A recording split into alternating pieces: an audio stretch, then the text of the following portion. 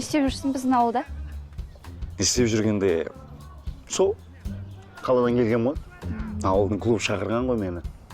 Мен профутболистпін, Қайраттың академиясында ойнаймын. Сол шақырған соң кішкене опытыммен, тәжірибеммен бөлісейін деп, мыналарға көмектесейін деген түрім ғой енді. Әйтпесе бір қатты жалғанған болған жоқ бұяққа келуге. Түсініп тұрсың ғой примерно. Сол. Енді, ұнап жатыр ма? Нормально былай.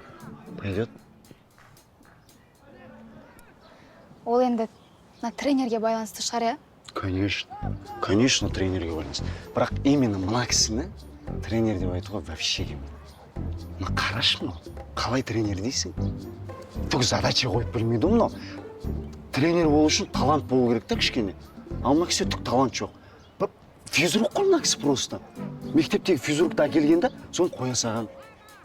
Физрук не задача қойып біледі дейсің? Бірақ енді қатты бір жаман кісі емес сияқты, нормальный кісі қой. Понятно. Жігітің бар ма? Неге сұрадың? Неге сұрағанда сол кешкісін кішкене ауылды аралап жүріп қайтайын деп ойлағым ғой. Соның қасымда жүрсең кішкене жол көрсетіп, қалай қарайсың? Кешір, бірақ кешке мен үйде папаммен отырам. Пап!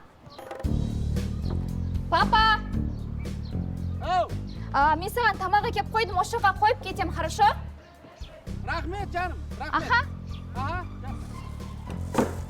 Қарны шығып кеткен физруктың тамағын тиіспей, хорошо? Пока.